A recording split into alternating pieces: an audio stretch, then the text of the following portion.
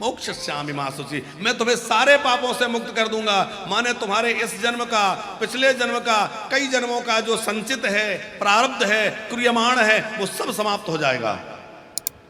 सन्मुख होए जीव मोय जबहि जन्म कोटि अगनासै तबहि, वो इसीलिए कहा है राम जी ने। सन्मुख होने का मतलब है शरणागत होना।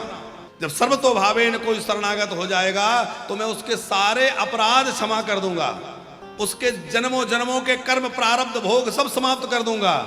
भुंजते, सब समाप्त हो जाएगा।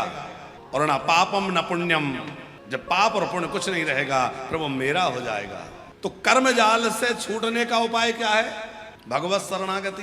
भगवत शरणागति नहीं होगी तो कर्म के परिणाम की इच्छा बनी रहेगी।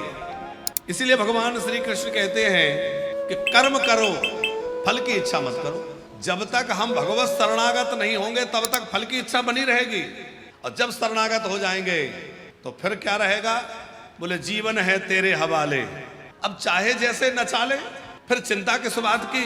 फिर तो अब सुख ही रखो तो आपकी मर्जी, दुखी रखो तो आपकी मर्जी, संपत्ति में रखो तो आपकी मर्जी, विपत्ति में रखो तो आपकी मर्जी, हम तो आपके बन गए।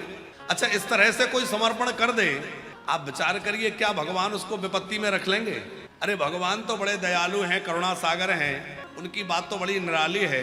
किशन लाल जी, कोई सज्जन व्यक्ति हो और संपन्न व्यक्ति, कोई बढ़िया व्यक्ति हो, संभ्रांत व्यक्ति, और कोई उसके आश्रित उसका नौकर है, कर्मचारी है, और वो पूरी तरह समर्पित हो, सेठ जी जैसा करेंगे, हम तो सेठ जी के शरणागत हैं, या सेठ जी बिल्कुल समर्पित हैं, तो क्या वो सज्जन महापुरुष उसको परेशानी में देख पाएंगे?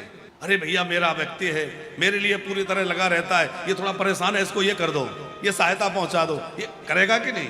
यदि जरा भी विवेकी व्यक्ति है तो अपने आश्रित को परेशान नहीं होने देगा। ये सामान्य मनुष्य, हम स्वार्थी मनुष्यों को भी इतना विवेक है तो आप विचार करिए, जो सागत करुणा के सागर हैं जो ठाकुर जी, क्या वो अपने शरणागत को दुखी रहने देंगे? क्या वो अपने शरणागत को कभी परेशान होने देंगे? बस कमी है तो इस बात की कि हम उस दृढ़ भरोसे के साथ शरणागत नहीं हो पाते। निश्चय पक्का हो कि बस आप मेरे हैं, मैं आपका हूं, अब आपको जो कराना हो कराइए, तो फिर आप कर्म के भोग से बच जाएंगे। कुछ गलत भी हो जाएगा तो आपको उसका अपराध नहीं लगेगा, क्योंकि करा हमने नहीं, आपने करवाया है, हम तो आपके जीवन हवाले है। और यदि जीवन समर्पित नहीं किया तो नारद जी जैसी स्थिति में भी क्यों ना हो। अब आप बताइए कितनी ऊंची स्थिति नारद जी की है, सर्वत्र गति है नारद जी की।